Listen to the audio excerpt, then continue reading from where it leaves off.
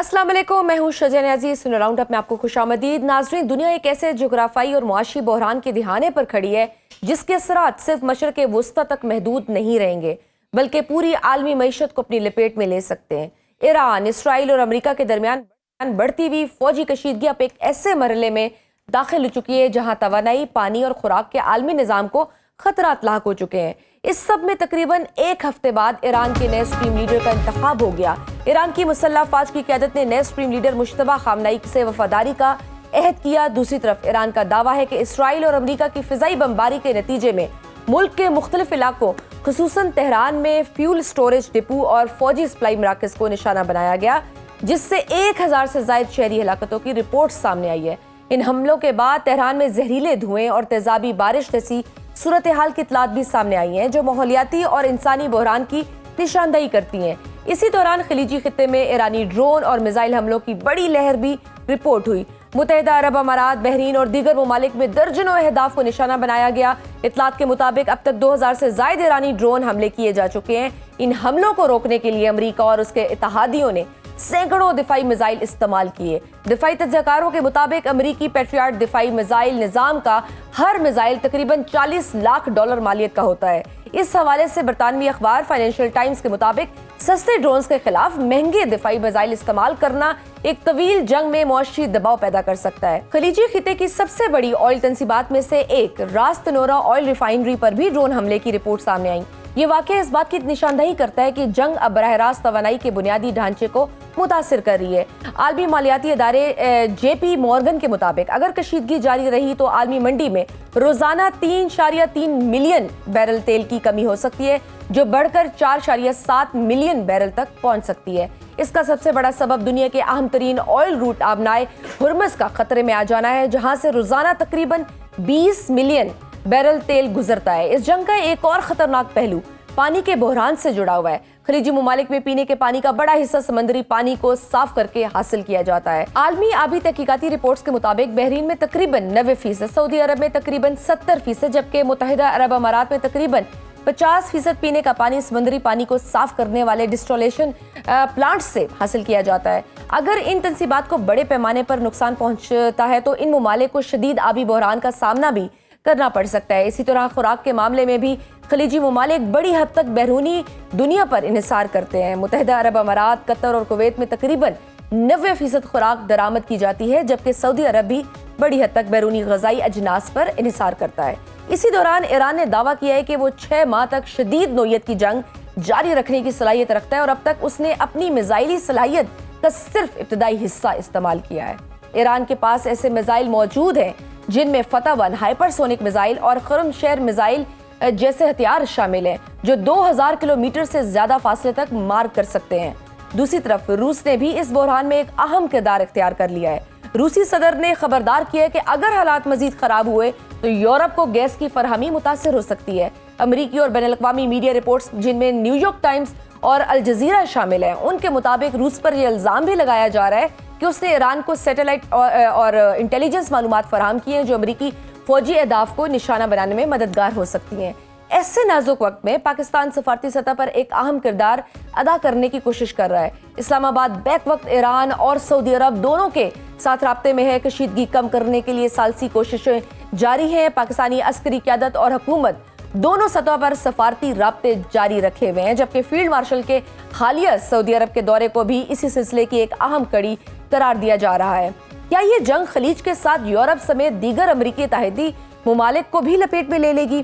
तवील जंग क्या इलाकाई प्लेयर्स खसूसन चीन, तुर्की को भी इसमें शामिल होने पर मजबूर कर सकते हैं? इन मौज़ूआत पर बात करने के लिए मौजूद हैं माहिर आलमी अमूर अहमद हसन अलरबी। आपको वेलकम करती हूँ सुना राउंड अप में। अहमद, सबसे पहले नए सुप्रीम लीडर की तैनाती पर आते हैं। मुश्तबा खामनाई के इंतखाब को आप खित्ते की सियासत में किस नज़र से देखते हैं? क्या ये क़यादत ईरान की जंगी हिकमत अमली को मजीद जारहाना बना सकती है? क्योंकि ये एक हार्ड लाइनर समझे जाते हैं अकॉर्डिंग टू वेस्टर्न मीडिया। क्या हम ये कहें कि जंग रुकने के चांसेस अब नहीं रहे? जी बहुत शुक्रिया। देखें जी, जो भी ईरान के अंदर लीडरशिप आएगी, आती रही है, उनके बारे में वेस्टर्न मीडिया में ज़्यादातर तासुर यही दिया जाता है कि वो हार्ड लाइनर है, उनको डेमोनाइज किया जाता है। बिकॉज किसी भी लीडरशिप को सबसे पहले आप डेमोनाइज करते हैं, फिर उसी के बाद आप उस पर प्रेशर भी लेके आते हैं और फिर आप जस्टिफिकेशन भी लेके आते हैं अटैक की। तो इट वॉज एक्सपेक्टेड कि जो भी ईरान की लीडरशिप आएगी उसको ये डेमोनाइज करेंगे, उसको रेडिकल कहेंगे, उसको दहशतगर्द कहेंगे, और वही एग्जैक्टली जो वेस्टर्न मीडिया की जो प्लेबुक है वो उसी तरीके से ऑपरेट कर रहे हैं। ईरान के अंदर जो भी लीडरशिप आएगी उसको आप तीन चीजों के ऊपर आपको मैयर करना पड़ेगा। सबसे पहले ये कि इस वक्त जो ईरान की डिमांड है, ईरान की नीड है कि किसी तरीके से हालात डी एस्केलेशन की तरफ जाएं, और जो स्टेबिलिटी है वो मिडल ईस्ट के अंदर है। ईरान के इंटरेस्ट में भी यही है और नई लीडरशिप भी यही चाहेगी। दूसरी बात यह है कि ईरान को इस वक्त जो प्रॉब्लम, जो लीडरशिप आई, उसको अब दूसरा एंगल उसका ये है कि ईरान इस वक्त अपनी फोर्थ टियर लीडरशिप के ऊपर खड़ा हुआ है। जी। ईरान में मल्टीपल टाइम्स जो लीडरशिप है उनको टारगेट किया जा चुका है, डिकैपिटेटिंग स्ट्राइक्स की जा चुकी हैं, कासिम सुलेमानी से ऑनवर्ड्स, न्यूक्लियर साइंटिस्ट और फिर प्रेसिडेंट और फिर फॉरेन मिनिस्टर और ये सब कुछ। सो एक डिकैपिटेटिंग स्ट्राइक का जो थ्रेट है वो, जाहिर है इरानियंस ये बात करते हैं कि उनकी जो लीडरशिप है उसमें किसी किस्म का खौफ नहीं है, तो वो बात बिल्कुल ठीक है। लेकिन जो इनकी सफ़ों के अंदर गद्दारी है, जो हम्म। हाई लेवल के ऊपर इनके टॉप लेवल पे ट्रीजन है, जो कोऑर्डिनेट्स डिस्क्लोज करते हैं, जो इसराइल को इनवाइट करते हैं कि आप आए और आके यहाँ पे फलां पे अटैक करें और ये लोकेशन और ये जगह, सिक्योरिटी वो ब्रीच। एक बहुत बड़ा थ्रेट है ईरान के लिए। तो जो भी लीडरशिप अब ईरान की जो जब इक़्तिदार में आएंगे और ये चीज़ों को संभालेंगे, तो ये इसकी डायरेक्शन क्या होगी, ये किस तरफ जाएंगे, कितना इंडिपेंडेंटली अपनी पॉलिसीज को टो करेंगे, और ईरान की डायरेक्शन कॉन्सिक्वेंटली क्या होगी, ये डिपेंड करेगा कि ये जो टॉप लेवल ट्रीजन इनके सफ़ों के अंदर मौजूद है उसको ये किस तरीके से एरेडिकेट और हैंडल करते हैं। तीसरी बात ये कि वो लीडरशिप जो है मिडल ईस्ट के अंदर जो कंट्रीज हैं जो कि पोटेंशियल एलाइज हैं ईरान के, हो सकते हैं अगेंस्ट इसराइल, और फिर जी। ईरान का वेस्टर्न वर्ल्ड के साथ जो रिलेशन है हम्म। उसको किस तरीके से वो नेविगेट करके चलते हैं, ये तीन चीजों पे डिसाइड करेगी कि नई लीडरशिप ईरान की डायरेक्शन को क्या सेटल करेगी। लेकिन अभी जिस तरह से हम देख रहे हैं, ट्रम्प साहब ने भी कह दिया हुआ है कि ये हमें बिल्कुल मंजूर नहीं है। आपको क्या लगता है, जंग के को रुकने के चांसेस नजर आ रहे हैं, कीपिंग इन माइंड कि कोई, क्योंकि हम देख रहे हैं कि तेहरान में अब ऑयल रिफाइनरी को तबाह करने पर वहाँ तेजाबी बारिश और हवा में फ़र्क आया है, और अगर शहरी इलाकों की तादाद वाकई 1000 से तजावज़ कर चुकी है, तो यू थिंक कि ये मामला मुस्तकबिल में इंटरनेशनल वॉर क्राइम्स इन्वेस्टिगेशन तक जा सकता है? देखिए, इंटरनेशनल वॉर क्राइम्स और यूनाइटेड नेशंस और गाजा, अगर कुछ भी इसमें जान होती, हम्म। एक रत्ती बराबर भी इनमें लाइफ होती, तो फिर गाजा के ऊपर जो हो रहा है वो ना हो रहा होता। 3 साल से दुनिया की इंसानी तारीख का कौन सा ऐसा जुल्म और ब्रुटैलिटी है जो गाजा के ऊपर नहीं हुई। लेकिन फिर भी आपने देखा आवाजें उठी, लेकिन कोई पोटेंशियली कोई उसका हाथ नेतन्याहू का रोकने में कोई भी जो है कानून और कामयाब कोई नहीं हो भी सका। असूल जो है वो कारामद नहीं रहा। सो ईरान में भी जहां तक बात है, लेकिन जो इसराइली एंगल है वो बहुत ज्यादा इन्फ्लेमेशन क्रिएट कर रहा है। अमेरिका यही चाहता है कि किसी तरीके से वो यहाँ से निकले। डोनाल्ड ट्रंप पे अभी रिसेंटली जो एप्स्टीन फाइल्स वाला मामला भी चल रहा है, फिर उसके साथ साथ जो अब एप्स्टीन फाइल्स का जो अब वाला बैच इन्होंने अनवील किया है, फिर उसके बाद जो जो प्रेशर डोनाल्ड ट्रंप के ऊपर आ रहा है अमेरिकन पब्लिक की तरफ से, अमेरिकन पावर कॉरिडोर्स की तरफ से, अब अमेरिकन जो मेक अमेरिका ग्रेट अगेन वाले जी। लोग हैं जो डोनाल्ड ट्रंप को इक्तदार में लेके हैं, तो अमेरिका चाहता है कि वो इस जंग से निकले। Israel on the other hand, Netanyahu ये चाहता है कि ये जंग मजीद फैले, क्योंकि उसके अपने इंटरेस्ट हैं और इंटरेस्ट उसका यही है कि वो इक्तदार में रह सके। सो अगर आप सैनिटी की बात करें, अगर आप लॉजिक की बात करें, अगर आप हालात को एनालाइज करते हुए देखें, तो मुझे ऐसे लगता है कि इस जंग को रुकना चाहिए with in the next hmm. 72 hours में। मेजर डी एस्केलेटरी जो स्टेप्स हैं वो होने चाहिए। लेकिन जो इसराइली एंगल और इसराइली फैक्टर है, जो कि इस सारे जो स्पॉइलर है इतना बड़ा, जो कि फॉल्स फ्लैग भी कर रहा है मिडल ईस्ट में, जो कि हम्म। ईरान के ऊपर जो इनकी ऑयल रिफाइनरीज है उसके ऊपर भी अटैक कर रहा है, तो वो जो इसराइल है वो बिल्कुल जो बदमस्त हाथी बन चुका है, जो इस वक्त अमेरिका के कंट्रोल में भी नहीं है नेतन्याहू। सो वो एक स्पॉइलर जो है वो एक बहुत मेजर फैक्टर है, जो कि जो पीस है और सस्टेनेबल जो आउटकम हो सकता है इस कॉन्फ्लिक्ट के बाद, उसको हम्म। रोके हुए। बिल्कुल, क्योंकि नेतन्याहू और डोनाल्ड ट्रंप दोनों के अपने सियासी करियर्स जो हैं वो खतरे में हैं, उनकी अपनी रजीम खतरे में है, और अगर सपोज ईरान में वो हारते हैं तो फिर अमेरिका और इसराइल में उनके अपनी रजीम चेंज होने के चांसेस ज़्यादा बढ़ सकते हैं। तो इसके लिए वो शायद किसी भी हद तक जाए। डू यू एग्री मैं विद आपके दिस? साथ मैं I totally agree with you, I totally agree with you. Netanyahu के ऊपर तो आपने देखा ना, जब मोदी गया है यहाँ से हम्म। हेक्सागन अलायंस मुसलमानों के खिलाफ बनाने के लिए जी। इसराइल गया है, तो उस दिन नेतन्याहू की जो जुडिशरी थी इसराइल की, वहां पे नेतन्याहू का केस था और फाइनल हियरिंग के ऊपर थी, उसको सजा हो सकती थी। लेकिन फिर उसने मोदी को बुलाया और उसने फिर उसको सारे को डिफ्लेक्ट किया कि मेरा बहुत बड़ा जो फॉरेन एक डिग्नेटरी है सो कॉल्ड, वो आ रहा है और मैं इस वजह से जो अदालत में अपनी पेशी के ऊपर नहीं आ सकता। ये बाकायदा उसकी गवर्नमेंट ने इशू किया और फिर उसके 2 दिन के बाद उन्होंने जंग कर दी कि किसी तरह इनको अदालत में जो सजा होने वाली है नेतन्याहू को, उसको उससे बचाया जा सके। सो ये एक बहुत इंपॉर्टेंट फैक्टर है। अगर यहाँ पे थोड़ी सी भी मिडिल ईस्ट में स्टेबिलिटी आती है तो नेतन्याहू आपको इक्तदार में नजर नहीं आएगा, जेल में नजर आएगा, इसराइल के अपने कानून के मुताबिक, उनके अपने जो इंटरनल पॉलिटिकल जो मैटर्स हैं उसकी वजह से।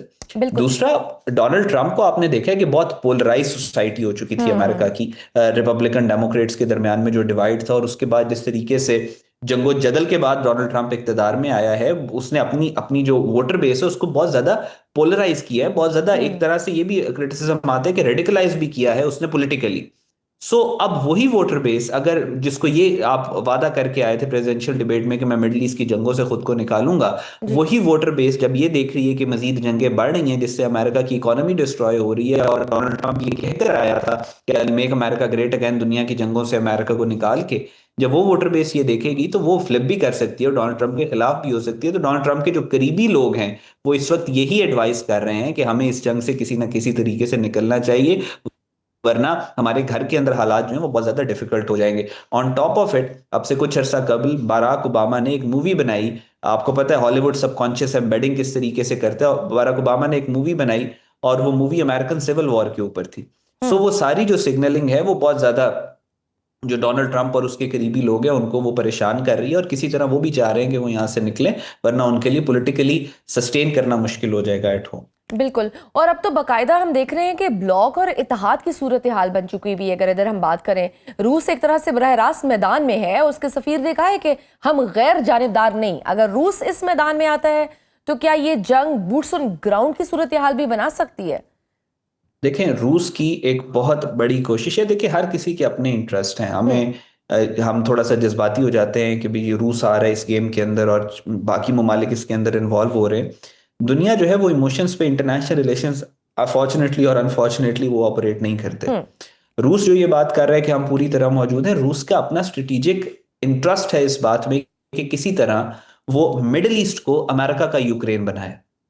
राइट। ठीक, वो चाहेगा कि अमेरिकन बूट्स ऑन ग्राउंड आए, वो चाहेगा प्रोवोक करे अमेरिका को कि वो ग्राउंड के ऊपर आके ईरान पे इन्वेजन करे, ताकि वो ईरान के मिडिल ईस्ट के सहराओं के अंदर वो उसी तरीके से अमेरिका को बॉग डाउन करे जिस तरह से वो बॉग डाउन फील कर रहा है यूक्रेन के अंदर, जो उसके साथ अमेरिका ने यूक्रेन के अंदर किया। और हर किसी के अपने इंटरेस्ट हैं, लेकिन the possibility of boots on ground, I think वो अगर अमेरिका के लिए, मुझे नहीं लगता कि पॉसिबल है, लेकिन अगर हुआ भी तो ये अमेरिका के लिए it is going to be a self inflicted wound, जो कभी जिससे फिर अमेरिका हील नहीं कर सकेगा। It would be a disaster for America. Al Jazeera और न्यूयॉर्क टाइम्स ने भी यहाँ तक रिपोर्ट किया कि रूस ने अमेरिकी जहाज़ों की लोकेशन को ईरान से शेयर किया ताकि उनको निशाना बनाया जाए। चीन की भी अखलाकी सपोर्ट ईरान के साथ है, और अब ईरान भी कह रहा है कि ऐसे मिसाइल और ड्रोन अभी चलाए ही नहीं जो बड़ी तबाही करें। आप इस जंग का इख्तिताम क्या एक नए वर्ल्ड ऑर्डर पर देख रहे हैं? देखिए, मैं थोड़ा सा रियलिटी इसके अंदर थोड़ी सी ये भी पिच इन करूंगा कि पिछले 800 दिनों में चौथी दफा ये अटैक इस तरीके से हुआ है। चौथी दफा इसराइल ने ईरान के ऊपर हमला किया, चौथी दफा दोनों के मिसाइल एक्सचेंज हुए हैं, चौथी दफा एक रीजनल वॉर का थ्रेट आया है, चौथी दफा लोगों ने कहा है कि वर्ल्ड वॉर 3 शुरू होने वाली है। तो I will hold my horses, I will not arrive to conclusion, लेकिन यस, ये एक जंग खतरनाक जंग है और a lot is going to change after this war. आप practically Middle East will not be the same Middle East जो इस जंग से पहले था और जो इस जंग के बाद होगा। दूसरी तरफ सऊदीया ने भी खुलकर इसराइल के खिलाफ बयान भी दे दिए और ईरान को यकीन दहानी भी कराई है कि उनकी जमीन ईरान के खिलाफ इस्तेमाल नहीं होगी। क्या पाकिस्तान के इसमें कोई डेफिनेटली किरदार तो रहा है, आप उस किरदार को कैसे देखते हैं? देखिए, पाकिस्तान का बड़ा गोल्डन प्रिंसिपल है। पाकिस्तान का वो कायदे आजम हमें देकर गए थे, peace within and peace without, और ये कायदे आजम नहीं कहा था कि ये golden principle of foreign policy है जो पाकिस्तान का। पाकिस्तान देखें, पाकिस्तान एक बड़ा यूनिकली पोजिशन मुल्क है। पाकिस्तान इस सारे केओस के अंदर आप मिडल ईस्ट के अंदर जो कंट्रीज हैं, आप वो देखेंगे मिडल ईस्ट के अंदर कौन सा मुल्क अपने पावर को प्रोजेक्ट करना चाहता है, अपने इन्फ्लुएंस को एक्सपैंड करना चाहता है। एक इसराइल है, वो ग्रेटर इसराइल बनाना चाहता है, उसके अपने अल्टीरियर मोटिव्स हैं। आप अगर मिसाल के तौर पे अमेरिकन जो थे वो मिडल ईस्ट के अंदर आए तो उनके अपने मोटिव्स थे, वो कैपिटलिज्म के ऊपर आए, वो डेमोक्रेसी लेके आना चाहते थे, वो ये नैरेटिव लेके वो मिडल ईस्ट के अंदर उन्होंने पूरी दुनिया के अंदर अपना जो इन्फ्लुएंस एक्सर्ट किया। टर्क्स की अगर आप बात करें तो टर्क्स जो है वो नियो ऑटोमनिज्म को बहुत ज्यादा आइडियलाइज करते हैं, वो उनके साथ उनका एक स्पिरिचुअल कनेक्शन है अपने ऑटोमन एरा के साथ, तो वो उसकी बेस के ऊपर अपनी आइडियोलॉजी को पूरे जगह के ऊपर एक्सपैंड करना चाहते हैं। जो रशियंस हैं वो नियो सोवियतिज्म के नाम पे करते हैं, चाइनीज अपनी इकोनॉमिक बेल्ट रोड इनिशिएटिव के लिए करते हैं। इस सारी इक्वेशन के अंदर पाकिस्तान जो है वो बड़ा यूनिकली पोजिशन मुल्क है। पाकिस्तान का कोई इंटरेस्ट नहीं है, पाकिस्तान अपनी जो आइडियोलॉजी है उसको कहीं पे मुसल्लत नहीं मिडिल ईस्ट पे करना चाहता, पाकिस्तान किसी मिडिल ईस्टर्न कंट्री को छोटा नहीं दिखाना चाहता, पाकिस्तान का बीआरआई की तरह का कोई इस तरह का इनिशिएटिव नहीं है, पाकिस्तान कोई एक्सपेंशन अपने बॉर्डर्स को एक्सपैंड नहीं करना चाहता, और पाकिस्तान एक nuclear armed Muslim country with the most professional army in the world Pakistan के पास है। सो लिहाजा पाकिस्तान का जो रोल है स्टेबिलिटी लेके आने के लिए, पीस लेके आने के लिए, वो नेचुरल रोल है। और आपने जो बात की है अभी सऊदी अरेबिया और ईरान के दरमियान में, ये हमने कोई पहली दफा नहीं किया। हाँ, इस तरह के चार्ज्ड इन्वायरमेंट के अंदर, क्रिटिकल सेंसिटिव इन्वायरमेंट के अंदर बड़ी हिम्मत चाहिए, बड़ा विजन चाहिए, बड़ी क्लैरिटी चाहिए डिप्लोमेसी को लेके चलने के लिए, जो कि हमारी लीडरशिप ने दिखाई है, स्पेशली फील्ड मार्शल ने जो जिस तरीके से ये सारा उन्होंने इसके बिहाइंड द सीन्स जो डिप्लोमेसी उन्होंने की है।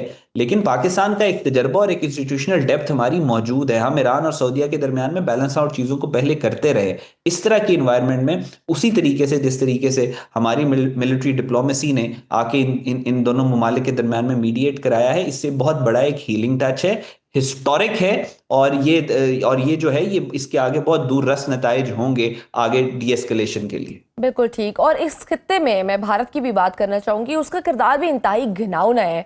उनकी हुकूमत खुलकर इसराइल की सपोर्ट कर रही है और ईरान के सुप्रीम लीडर की शहादत पर कोई ताज़ियती पैगाम तक जारी नहीं किया गया। अफगानिस्तान में भी दहशतगर्दों को भारत सपोर्ट करता है।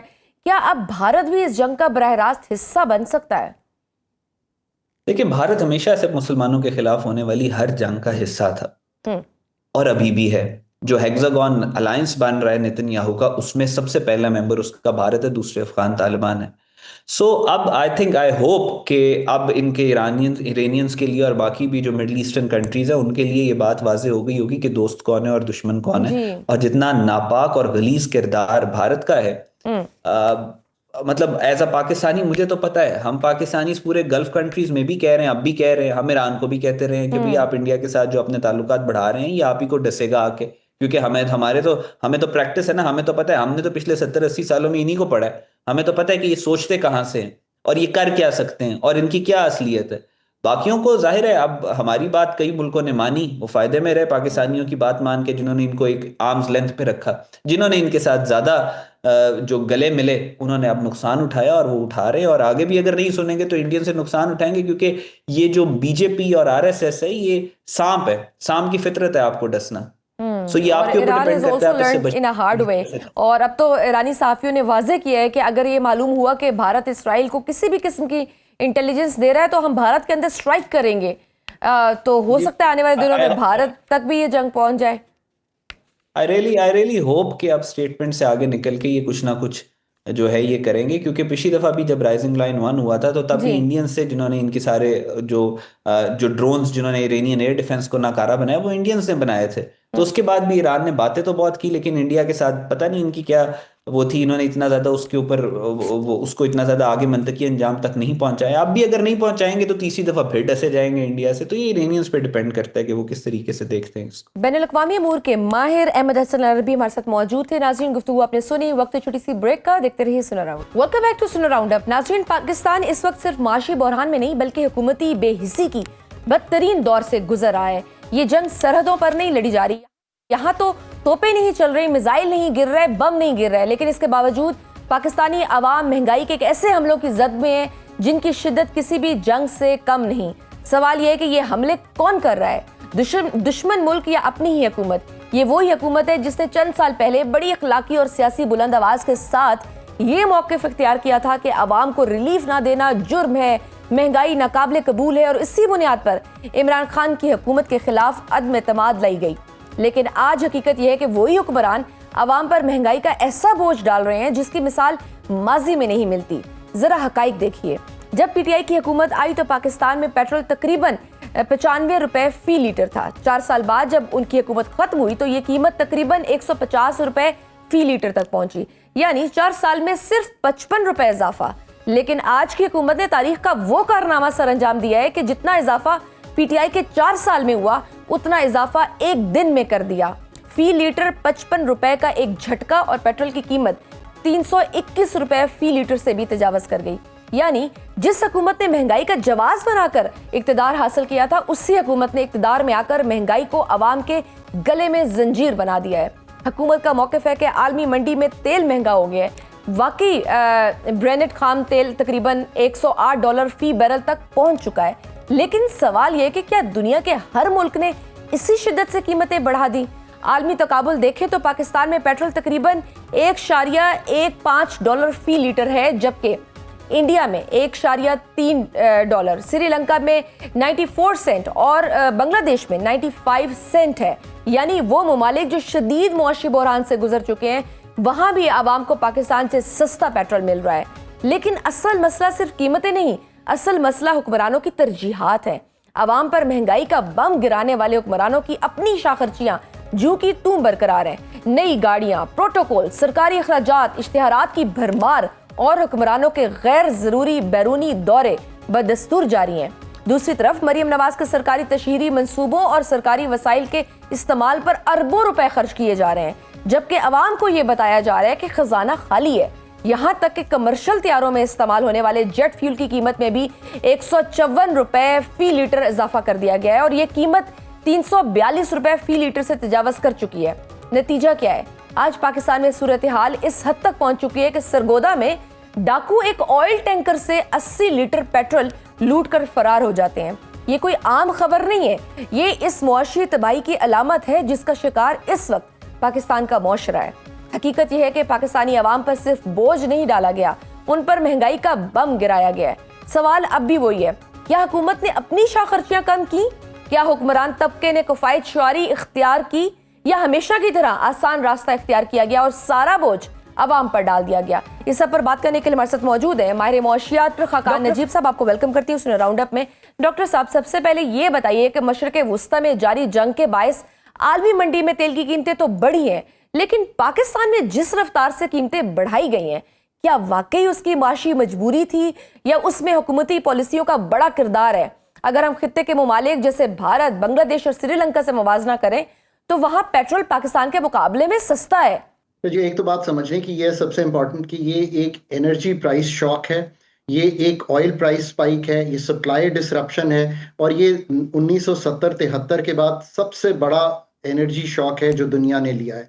जो पाकिस्तान या दीगर ममालिक हैं जो ऑयल इंपोर्टर हैं, उनका जो रिएक्शन फंक्शन है अथॉरिटीज़ का, वो डिटर्मिन करेगा कि ये शॉक उनको कितना अफेक्ट करता है। This is the bottom line of this.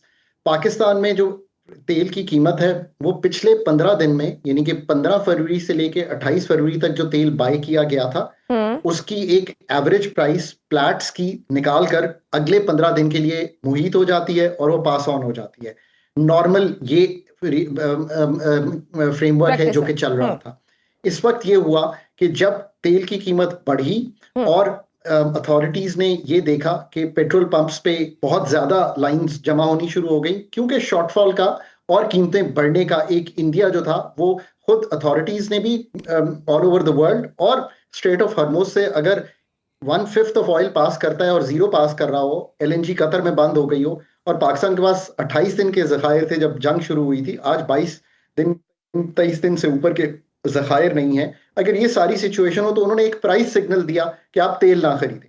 वो प्राइस सिग्नल मेरे ख्याल में आप दे सकते थे, एक तो उसको स्टैगर किया जाना चाहिए था, बट स्टैगर नहीं किया, उन्होंने बहुत बड़ा प्राइस सिग्नल दे दिया। पर आई थिंक हमें ये सोचना है कि price signal was not enough, because आपको बहुत से और काम साथ करने थे जिससे इस प्राइस का इफेक्ट लोगों पे ना आता। That is the deeper thinking जो हमें करें। उससे क्या मतलब है? अगर सज्जा ये हम कह देते कि 5 डे वर्किंग वीक इसके साथ साथ 4 डे हो जाएगा और जुमे को 9 से 12 या 8 से 12 का जो टाइम है वो हम नहीं करेंगे। आप खुद बट सर ये सोचिए, क्या सोच आप के 5वें दिन पॉलिसीज दफ्तर में बनाते आती हैं? मतलब आप प्राइस सिग्नल देना था, आप कुछ और कर लेते। डोंट यू थिंक कि कीमतें बढ़ाने से पहले आप ये टैक्सेस और लेवीज में कमी करके आवाम को कुछ रिलीफ देते? मतलब why every time Awam has to पे द प्राइस?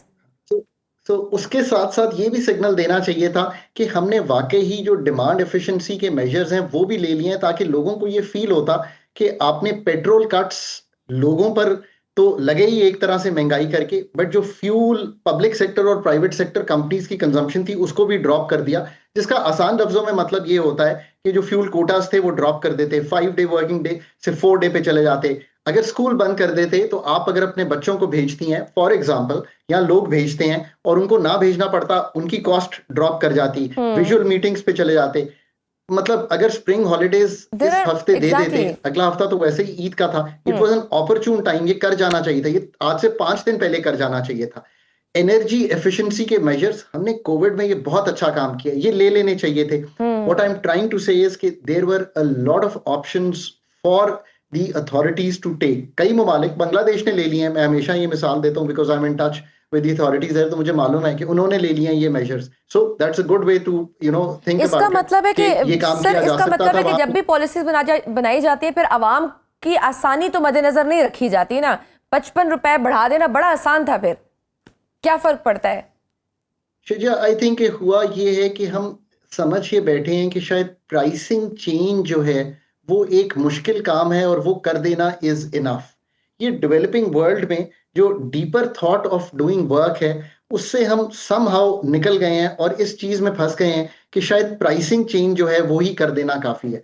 इस इंस्टेंस में तो सप्लाई को संभालना, और जो इस वक्त पीडीएल मौजूद था हमारे पास, यानी कि 105 रुपए पेट्रोल पे है, मे बी इतना नहीं करना चाहिए था। क्यों नहीं करना चाहिए था? इसलिए नहीं करना चाहिए था कि आपके पास जो मोटर बाइक्स वाले हैं वो सारे हैं ही इस पे, तो उससे 120 रुपए लेने, आई डोंट नो, इस वक्त ये करना चाहिए था। फिर पेट्रोलियम के रिजर्व्स ही 3 हफ्ते के थे, उसको लंबा करने के लिए आपको डिमांड कर्टेल करनी थी। आप पावर शॉर्टेज में भी जा सकते हैं, तो आप ऑलरेडी 2 घंटे 3 घंटे बिजली अगर बंद कर देते तो आप अपना वो भी सेव कर सकते थे। सो ऑल्टरनेट रूट्स, चाहे वो सऊदी अरेबिया हो, पेट्रोलियम प्रोडक्ट्स यूएई से, फुजैरा से आ सकते हैं, रेड सी रूट है, यूएस और वेस्ट अफ्रीका है, उसमें आपको सोचना चाहिए। देखिए, इससे अब 20-30 रुपए का और हाइक जो है सामने खड़ा हुआ है। इसको मेंटेन करने के लिए आपको सोचना पड़ेगा कि क्या हम 105 रुपए की जो पीडीएल है वो आईएमएफ से बात करके संभाल लें कि ना संभाल लें, क्योंकि जो 20% फ्यूल प्राइस हाइक है वो 1 से 1.5% आपकी इन्फ्लेशन को टेस्ट करता है। इसके अलावा जो ट्रांसपोर्ट की, जो फूड की, जो प्लास्टिक्स की जो प्राइसेस बढ़ेंगी वो अलहदा है। फिर इन्फ्लेशन अगर 10-11% पे चली जाती है, that's discomforting for the people. So सोचना पड़ेगा इसको कैसे हैंडल करें। और अगर सपोज सर आलमी सप्लाई चेन मजीद मुतासर होती है और तेल की कीमतें $120 फी बैरल तक पहुंच जाती हैं, तो फिर पाकिस्तान की मईशत इस झटकों को किस तरह से बर्दाश्त कर सकेगी? क्या पेट्रोल की कीमतें फिर 400 से भी ऊपर जा सकती हैं? देखिए, एक तो यह है कि ये सारे मेजर्स जो हैं आपको लेने पड़ेंगे ताकि आपको नया माल जो है इस हाइक्ड प्राइस पे ना लेना पड़े और आप अपने जो एग्जिस्टिंग स्टॉक्स हैं उनको लॉन्गर टर्म कैरी कर जाएं। ये सबसे इंपॉर्टेंट बात है। So that's your demand side जो मैंने आपके सामने रखी है। और मैं बार बार ये एक जिसे कहते हैं ना 5 चीजों पे मुहित एक डिमांड फ्रेमवर्क जो है मैंने बहुत दफा लिखा है कि इसको फॉलो करें। Work pattern, mobility management, energy efficiency, public behaviour को तब्दील करना और मार्केट डिसिप्लिन लाना। अब ये तो एक चीज है, ये डे 2 पे करना चाहिए था। बाकी ये है कि ये कंजर्व कर जाती है आपकी पॉलिसी को। फिर ये है कि जो स्ट्रक्चरल वीकनेस है कि आप डीजल पे ट्रकिंग कर रहे हैं और ट्रांसपोर्ट कर रहे हैं गुड्स, उसको क्या हम शिफ्ट कर सकते हैं on to railway in the immediate? Pipeline भी तेल भी ऐसे कैरी करते हैं, उसको कैसे शिफ्ट करना है एनर्जी ट्रांसपोर्टेशन में? अब ये सब वो चीजें हैं जो बड़े सीरियस हैं। फिर इन द मीडियम टर्म यार सोचना तो पड़ेगा ना, क्या 28 दिन के रिजर्व्स पे ही मुल्क चलाएंगे? इंडिया 75 पे है। अभी मैंने एक ट्वीट किया, जापान 254 दिन के रिजर्व्स पे है और उन्होंने अपने स्ट्रेटेजिक रिजर्व्स पे मूव किया, तो उनको तो फर्क ही नहीं पड़ेगा अगर जंग जो है अगले 8 महीने भी चलती रहे, अल्लाह ना करे। दूसरी बात यह है कि ये जो लॉन्ग टर्म के काम है, ये जब हम बात करते हैं तो लगता है अच्छा जी जब जंग खत्म, ये आज करने के हैं। फिर जस्ट एनर्जी ट्रांजिशन, आपने कहा ना कि ये क्या हम बढ़ते ही रहेंगे? ना बढ़ें, आप पानी से बिजली बनाएं, 60,000 मेगावाट की गुंजाइश है। कोल इंडिजिनस है, सूरज इंडिजिनस है और हवा इंडिजिनस है। इन द शॉर्ट टर्म भी मैंने आपको डिमांड साइड मैनेजमेंट, थोड़ी सी सप्लाई कंजर्वेशन और पीडीएल का यूज IMF से बात करके, तो ये करने के लिए आपको करना क्या पड़ेगा शिजी? देखिए, आपको करना ये पड़ेगा कि अपने एक्सपेंडिचर को काटना पड़ेगा ना। इस वक्त शिजी बड़ा क्लियरली नंबर दे रहा हूं, 118 अरब रुपया कलेक्ट होगा इस माह में ऑन दी पीडीएल, क्योंकि 1425 अरब पूरे साल में कलेक्ट करना है। अब IMF से बात करेंगे, यार इसमें से हमें 50 अरब छोड़ दो, मैं अपना डेवलपमेंट बजट, अपने जारी अखराजात, अपने ये सारे पेट्रोल कार्ड्स, ये 20-20%, ये 30-30% लगा रहा हूं, इससे मेरी ये सेविंग आ रही है। प्रोविंसेस के पास 2000 अरब से ऊपर डेवलपमेंट बजट है, उसको देख लें, उसको कन्फाइन कर लें इनटू प्रोजेक्ट्स। सो ये टाइम राइड आउट करें ताकि कहीं इन्फ्लेशन का इम्पैक्ट इतना ज्यादा ना आ जाए आप पे कि आपको दोबारा से मॉनेटरी पॉलिसी की टाइटनिंग में जाना पड़े। ये बड़े रिपरकशंस हैं ऑन दी इकोनॉमी। और फिर ऑफ कोर्स एक्सपोर्ट आपकी हिट हो सकती है। आपके पहले जो 8 माह का डेटा है जो अथॉरिटीज ने पब्लिश किया और हमें बताया, उसमें एक्सपोर्ट ऑफ गुड्स 7% कम है पिछले साल से। ये बड़ा ही तशवीशनाक बात है पाकिस्तान के लिए। अगर cost of doing business, transport, energy cost, insurance, ये सब ऊपर जाती है, और शिजिया लेट से कि आप अमेरिका में रहती हैं और हमारी पतलून खरीदती हैं, हमारी बेड लिनन खरीदती हैं, पर वहां पे तो डेली पेट्रोल प्राइस चेंज हो रही है, तो आप कहती हैं नहीं, अब मैं अपना पर्स जो है उसको डॉलर रखना चाहती हूँ, मैंने पाकिस्तान की बेड लिनन नहीं खरीदती। That means you are going to hit my exports. So इस पे सोचें कि इसको कैसे हैंडल करें। फिर याद रखिए, आपके ख्याल में इस वक्त पाकिस्तान, सर इस वक्त तेल के कितने स्ट्रेटेजिक ज़खायर मौजूद हैं, और अगर आलमी सप्लाई रुक भी जाती है तो हम कितने दिन सरवाइव कर सकते हैं, अपने निज़ाम को चलाने में कामयाब हो सकते हैं? ये डिपेंड करता है कि आप डिमांड साइड मैनेजमेंट कितना करते हैं। आपके पास अगर 20 से 22 दिन के रिजर्व्स इस वक्त मौजूद हैं पेट्रोलियम प्रोडक्ट्स के, और कुछ इंडक्शन होती चली जाती है रेड सी से, फुजेरा से, UAE के, तो मतलब आप कुछ अर्सा खींच सकते हैं। इसको आप अगर 40 दिन करना चाहते हैं तो हेवी डिमांड डिस्ट्रक्शन करें मुल्क में, जो मैंने सामने रखे हैं, उस पर भी अगर बात नहीं बनती, और आप डैशबोर्ड जब देखेंगे अपनी पेट्रोलियम प्रोडक्ट्स, आप उनसे बेहतर अथॉरिटीज देख सकती हैं, तो आपको, जिसे हम कहते हैं ना rationing of petrol, which doesn't mean कि शिजिया को पेट्रोल ना दूं, पर आप जिस तरह एक कंट्री है, अभी मैं बात कर रहा था उनसे, तो उन्होंने यही हमने तय किया कि वो कर देंगे कि आप 14 लीटर से ज्यादा पेट्रोल जो है एक पेट्रोल स्टेशन से नहीं ले सकते, तो थोड़ा सा आप कटेल कर देंगे। अब स्कूल की छुट्टियां इस वक्त ना देना, यूनिवर्सिटीज इस वक्त बंद ना करना, बांग्लादेश ने कर दी है। कोई इसमें दो आरा नहीं हो सकती थी कि आप डिमांड मैनेजमेंट ना करते। ज्यादा कंसर्न गैस का है ऑफ कोर्स, बिकॉज आपको मालूम है हमने रिसेंटली ये किया कि हमारे जो लॉन्ग टर्म गैस के कॉन्ट्रैक्ट्स थे, मैं हमेशा कहता हूं कि लॉन्ग टर्म कुछ कॉन्ट्रैक्ट्स मेंटेन करने चाहिए। जब हमने कतर से इनिशियली भी किए थे, मैंने तब भी ये समझाया था कि कंट्रीज जो है हेज करती हैं लॉन्ग टर्म करके, हमने अपने वो अभी जाके बेच दिए थे, इसलिए कि हमें जरूरत नहीं थी। अब LNG, LPG और सीरियस कंसर्न, LPG गरीब आदमी इस्तेमाल करता है, तो उसका कंसर्न जो है वो बहुत ज्यादा है। उसको सेव करने के लिए how do you play this out? अब मैं तो उम्मीद रखता हूं कि आज, कल, परसों, जब भी, बट अगेन सर, इसमें कोई दो राय नहीं है कि आलमी जंगें और तनाज़ात का सबसे ज्यादा असर कमजोर मईशतों पर ही आता है, और जब पेट्रोल और ऑब्वियसली डीजल महंगा होता है तो उसका असर सिर्फ ट्रांसपोर्ट तक महदूद नहीं रहता, बल्कि खुराक, सन्नत और बिजली की कीमतों पर भी पड़ता है। आपके ख्याल में इस महंगाई का मजमूई असर आम आदमी की जिंदगी पर कितना गहरा होगा? क्योंकि ऐसे हालात में लोग खाना जंगी की जानिब चले जाते हैं, चोरी डकैती के मामला शुरू हो जाते हैं। आज भी खबर थी कि डाकुओं ने ऑयल टैंकर को लूट लिया। आप क्या समझते हैं कि हुकूमत के पास कोई प्लान है कि वो आवाम को रिलीफ दे सके डिस्पाइट ऑल दिस? देखिए, प्लान तो मैंने अभी आपके सामने रखा है ना। Communication becomes truly important, truly truly important. वो मैं ऑस्ट्रेलिया में काम करता था, पढ़ा भी करता था, I am an Australian trained economist. तो वहाँ के जो वजीर आजम थे ना, वो 8 बजे प्राइम टाइम पे टीवी पे आते थे, और वो ये कहते थे कि मैंने आज 5 वेजिटेबल्स खाई हैं, और मैंने 3 फ्रूट्स खाए हैं, और मैंने 5 किलोमीटर वॉक किया है। अब आप ये पूछेंगे वो क्यों कहते थे? वो इसलिए कहते थे कि वो स्टेट है जो कि मुफ्त देती है हेल्थ केयर अपने 20 मिलियन लोगों को, तो उनके लिए ये बड़ा इंपॉर्टेंट था कि सेहत अच्छी रहे। सो इस वक्त कम्युनिकेशन बिकम्स वेरी इंपॉर्टेंट कि हमारे स्ट्रेटेजिक रिजर्व्स क्या हैं, हमारे जो न्यू कॉन्ट्रैक्ट्स हैं वो क्या हैं, ताकि लोग काम रहें।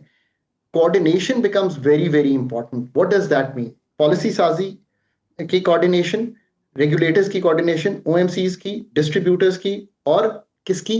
हमारे जो रिटेलर्स हैं, ताकि कोई शॉर्टफॉल्स ना दिखाई दें। What becomes really really important is कि डिमांड साइड को इतना मैनेज करके ड्रॉप कर दिया गया है कि ये ज़खायर आगे बढ़ जाएं और पीडीएल को यूज करके बहुत ज्यादा इंपैक्ट ना पास ऑन होने दिया। अब मैंने एक एक चीज आपके सामने अयां कर दी है। ये अगर अगले कुछ दिन में हो जाए तो पाकिस्तान में अगर 2 घंटे बिजली बंद भी करना पड़े, अगर अथॉरिटीज ये समझती हैं कि इससे ईंधन बचेगा, एलएनजी बचेगी, कर देना चाहिए था, पिछले 8 दिन में कर देना चाहिए था। Reaction function of the government will determine कि अगर 5वें दिन शजिया दफ्तर नहीं गई तो उन्होंने 55 रुपए जरूर एक्स्ट्रा दिए हैं 4 दिनों में, बट 5वें दिन जो बचाया है उससे अपनी पॉकेट भी बेहतर हुई है, डीजल भी सेव हुआ है कंट्री का या पेट्रोल, बैलेंस ऑफ पेमेंट के डॉलर भी सेव हुए हैं, और जो एक प्रेशर है रिजर्व्स जो रह गए हैं वो भी बेहतर हुए हैं। नाजरीन, वक्त है छोटी सी ब्रेक का, देखते रहिए सुनो राउंड। वेलकम बैक टू सुनो राउंड अप। अगर आलमी मंडी में तेल महंगा होता है तो ऑयल इंपोर्ट बिल बढ़ने से हमारे फॉरेन एक्सचेंज रिजर्व्स पर कितना इजाफी दबाव पड़ सकता है? So I'll give you the exact number शिजा, ताकि लोगों को मालूम हो। इसमें आपने मुझे आखिरी 30 सेकंड्स देने हैं। I want to talk to the people of Pakistan, which is truly important here, right? तो मुझे बता दीजिएगा, पाकिस्तान पे इस वक्त जो तेल की कीमत है ये $600 मिलियन का एक्स्ट्रा महाना का बोझ डाल रहा है। Let me repeat that, $600 million on a monthly basis is the extra payment that Pakistan would have to make अगर हम उतने ही ऑयल को इंपोर्ट करते रहें, कंसिडरिंग के जो प्लाट्स की कीमत है वो बढ़ गई है, जो ब्रेंट वो बढ़ गया है और कीमतें कहीं 30 से 60% बढ़ गई हैं। ये तो एक बात हुई। सो डिमांड तोड़ना सबसे ज्यादा जरूरी है, बिकॉज हम इतना खर्च ही नहीं कर सकते। अल्हम्दुलिल्लाह एक मैक्रो स्टेबिलिटी है। IMF एग्रीमेंट के बाद एक मुल्क में इस वक्त बफर है, $16 अरब के ज़खायर हैं, तो इसमें से गुजर सकते हैं। पर वो भी हमें अपने जो डेट्स हैं हर महीने हर 2 महीने की बेसिस पे $2 अरब UAE से रीप्रोफाइल हो रहे हैं, बाकी भी होने हैं, और पाइपलाइन को जारी रखना है कि हम इस तरह चला सकें। So the onus today is not only on the government of any country, and I say this to every country, it is on the people of Pakistan. जो 25 करोड़ लोग हैं उनको अपना जो तर्ज अमल है 10 दिन के लिए 20 दिन के लिए जब तक ये कॉन्फ्लिक्ट रहता है उसको तब्दील करना पड़ेगा। उसका क्या मतलब है शिजिया? डिस्क्रेशनरी ट्रिप्स कम कर दें, अफ्तार पे भी जाना है तो सोच लें, सादगी निस्फ ईमान है अगर इस्लाम पे ही बिलीव करते हैं। सर बेस्ट है कि साइकिलिंग पे आ जाए, हेल्थ भी बेहतर हो जाएगी, पब्लिक ट्रांसपोर्ट यूज करें, साइकिलिंग यूज करें, अपनी प्राइवेट गाड़ियों को थोड़ा कम कर दें, लिमिटेड कर दें। जरूर, बहुत अच्छी बात किया। दूसरा, आप ये सोचिए कि अगर बच्चे इस हफ्ते स्कूल नहीं भी जाएंगे और उनकी तालीम घर पे हो सकती है तो खुद स्कूल को ये कहें कि उनको ये इनिशिएटिव लेना चाहिए कि ऑनलाइन जाएं, पब्लिक प्रेशर डालें कि this is the right thing to do. Number 3, पानी, गैस, बिजली, ये आपकी चीजें हैं और पेट्रोलियम प्रोडक्ट्स आपने इस्तेमाल करनी है। इंडस्ट्री को तो चलाना ही चलाना है। इसकी जो खपत है, 8 लाइटें अगर घर में जलाते हैं रात को तो 6 से भी गुजारा हो सकता है, उसको ड्रॉप कर दें। आपके पर्स पे भी ये भारी पड़ने वाली है। फ्यूल प्राइस एडजस्टमेंट अभी बिजली में जब आएगी तो जो 1 से 5 रुपए का राइज आएगा वो आपको हिट करेगा। उसको बचाने का तरीका बिजली को कम से कम इस्तेमाल करना, ये आपने करना। इसी तरह अगर गैस जितने, अगर मतलब मैं तो ये भी कहता हूँ किफायत शारी क्या चीज है, ये यही चीज है ना कि अगर हम 3 सालन शाम को बनाते हैं तो 2 बना लें ताकि ये वक्त राइड आउट हो। That is your true contribution to riding out this. अपनी पॉकेट के लिए करें, छोड़ दें किसी के लिए, पर that will help save the gas which is imported, that will save the petroleum, the diesel and the petrol that's imported. The energy that you consume comes from imported fossil fuels. Local भी है, पानी भी है, उसकी बिजली भी है, local gas की भी है, बट न्यूक्लियर भी बाहर से आता है। सो इस वक्त कौम को खुद ही अपने हाथ में ले लेना चाहिए। वो कहते हैं ना, मौजूदा हुकूमत की जिम्मेदारी है उतनी बहसियत अवाम कौम हमारी अपनी भी जिम्मेदारी है कि हम खुद भी एहतियात करें। सर, महंगाई के मौजूदा बहरान में एक इस्तिलाह इस्तेमाल हो रही है, इम्पोर्टेड इन्फ्लेशन। क्या पाकिस्तान की मौजूदा महंगाई वाकई ज्यादातर दरामदी महंगाई है या इसमें दाखिली मौशी पॉलिसियों का भी बड़ा किरदार है? So the truth is that इनमें दोनों का किरदार है। अगर मालियाती खसारा हुकूमत करती है 8,000 अरब रुपए का, तो वो 8,000 अरब बोरो होने हैं। इसका मतलब है कि मनी ज्यादा प्रिंट होनी है। मनी जब ज्यादा प्रिंट होगी तो इन्फ्लेशन होगी। ये तो बिल्कुल क्लियर कर लें आप अपनी बात, ठीक है? तो इसमें दोनों का हाथ है। हमारी पॉलिसीज में अगर हम जस्ट एनर्जी ट्रांजिशन, इसका क्या मतलब है? लेट से कि 5 साल पहले आप मुझसे ये सवाल पूछती और मैं और आप ही पॉलिसी मेकर होते हैं इस मुल्क के और कोई ना होता, तो मैं आपको ये कहता कि यार बिजली जो है वो पानी, जो कोल है, जो समंदर से हवा चलती है, जो सूरज इतना है, उन सब पे मूव करते हैं। तो हमारी जो कॉस्ट ऑफ प्रोडक्शन है और जो लाइन लॉसेस हैं, जो हम कलेक्शन नहीं करते, जो इनएफिशिएंसी में हम ये सारे सरकारी एसओईज चलाते हैं, इन सब का हाथ है इन चीजों को महंगा करने का। फूड एंड एग्रीकल्चर में 10 अरब डॉलर की इंपोर्ट करते हैं, 10 अरब डॉलर की, और 6-7 अरब डॉलर की एक्सपोर्ट करते हैं। चीनी भी इंपोर्ट करते हैं, वीट भी इंपोर्ट करते हैं। सो अगर हम ज़रूरी तौर पे भी बेहतर यील्ड्स करके अपनी प्राइसेस को और ये 10 अरब डॉलर को तोड़ दें, तो क्या पाकिस्तान की सेल्फ सफिशिएंसी भी हो, फूड सिक्योरिटी भी हो, प्लस प्राइसेस बेहतर हो, बिकॉज हमारी जो पैदावारी सलाहियत है वो बहुत बेहतर हो जाए। कहने का मकसद ये है कि ये तो हो गया सारी लोकल इम्पैक्ट, और जो हम चीजें बाहर से मंगवाते हैं उसमें अगर इस वक्त फॉसिल फ्यूल्स पे डिपेंडेंट है, तो जो अगर 20% तेल की कीमत बढ़ती है तो ये डायरेक्टली 1 से 1.5% आपकी कीमतें जो हैं उस महीने में बढ़ती हैं पाकिस्तान में। सो दोनों का हाथ है। कहने का मकसद ये है कि ये पॉलिसी फ्रेमवर्क डोमेस्टिक भी है और इंटरनेशनल भी है जो ड्राइव कर रहा है इन्फ्लेशन को। दूसरा, पाकिस्तान की जब तक पैदावारी सलाहियत नहीं ठीक करेंगे लॉन्ग टर्म बेसिस पे, इसका मतलब ये है कि पाकिस्तान में एनर्जी सेक्टर की तंजीमें न हो, एग्रीकल्चर की यील्ड्स, मैन्युफैक्चरिंग, ताकि सप्लाई ऑफ गुड्स ठीक हो, ये जब तक नहीं ठीक करेंगे महंगाई इसी तवातर से बढ़ती रहेगी। आप इसको 10-15% ऑन दी एवरेज हर साल बढ़ते हुए ही देखेंगे, महंगाई की शरह में जो इजाफा होता है। अब ये सारा काम करना एक डोमेस्टिक इकोनॉमी को ठीक करना मांगता है। इन दी एंड तो it's all about your domestic economy, इसमें कोई दो राह नहीं है। और in the end it's all about government's fiscal framework, जिसका मतलब है मालियाती खसारे को ठीक करना, बिकॉज वो एक और खिंच देता है इन्फ्लेशन को। अब ये सारे काम जो है ये करेगा कौन? अगेन द क्वेश्चन इज करेगा कौन और क्यों नहीं हो रहा है? सर, पाकिस्तान के पास इस वक्त स्ट्रेटेजिक पेट्रोलियम रिजर्व्स बड़े महदूद हैं। आप क्या समझते हैं कि हमें चीन या दीगर ममालिक की तरह स्ट्रेटेजिक पेट्रोलियम रिजर्व्स बनाने चाहिए और गैस के लिए हमें रूस से बात करनी चाहिए ताकि आलमी बहरान के दौरान कीमतों के झटकों से बचा जा सके? और दूसरा ये कि ईरान का बॉर्डर भी हमारे साथ लगता है, तो ये मुमकिन है कि पेट्रोल की हद तक हम ईरान से बरह रास्त बॉर्डर से तरसील जारी रखें? जी, अभी मैंने ना थोड़ी देर पहले एक ट्वीट किया जी, तो उसमें ये मैंने लिखा है कि जापान के पास 254 दिन के जखायर हैं, 140 मेंशन भी किए हैं, दिन जो हैं वो गवर्नमेंट स्ट्रेटेजिक रिजर्व्स हैं। तो इसका जवाब तो बड़ा सादा सा आपके सामने है कि पाकिस्तान अगर ऑयल इंपोर्टिंग है, फॉसिल फ्यूल इंपोर्टिंग है, तो कोविड में भी ये क्लियरली बात हुई थी, मुझे बहुत अच्छी तरह याद है कि रिजर्व्स को कम से कम हम 2 से 3 माह पे ले जाएंगे, वो नहीं है। हमें ज़रूर ब्रॉडन करना चाहिए अपनी बाइंग ऑल्टरनेटिव सप्लाई रूट से और ऑल्टरनेटिव जो एरियाज हैं वहाँ से। इसका मतलब है कि जो यूएस और वेस्ट अफ्रीका है वहाँ से भी आप तेल ले सकते हैं और अपनी जो जिसे कहेंगे वसत है उसको बढ़ा सकते हैं। और सबसे बढ़ के तो हमें अपने जो रिजर्व्स हैं गैस के, जो हमने बड़े दिन से उनमें बढ़ोतरी नहीं की, या ऑयल रिजर्व्स जो हैं जिनमें बढ़ोतरी नहीं की, उनके बारे में सोचना चाहिए। I think that's where the real meat is.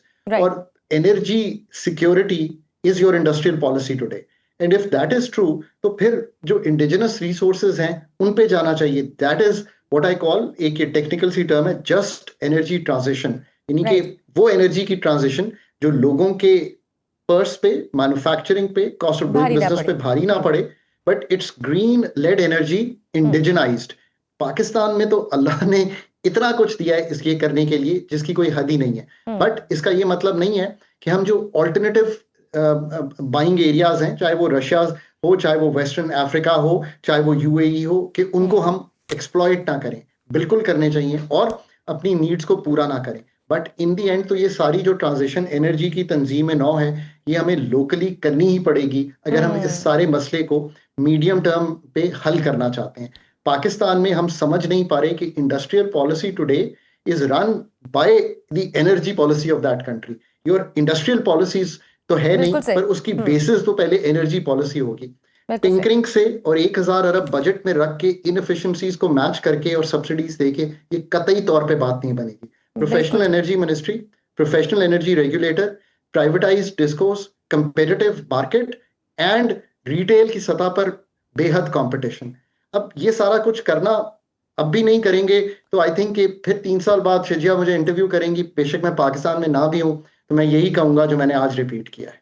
यही बात है सर, हम वही मसाइल बार बार उन मसाइल की निशानदेही भी करते हैं, हम अपने प्रोग्राम में कोशिश करते हैं कि हम सॉल्यूशंस भी दें, लेकिन ये जो पॉलिसी साज आई डोंट नो क्या सोच के पॉलिसीज़ बनाते हैं। खैर बहुत शुक्रिया सर आपके वक्त का। डॉक्टर खाकान नजीब हमारे साथ मौजूद थे, गुफ्तगू सुनी। आज के प्रोग्राम में बस इतना ही, इजाज़त दीजिए, अल्लाह हाफ़िज़।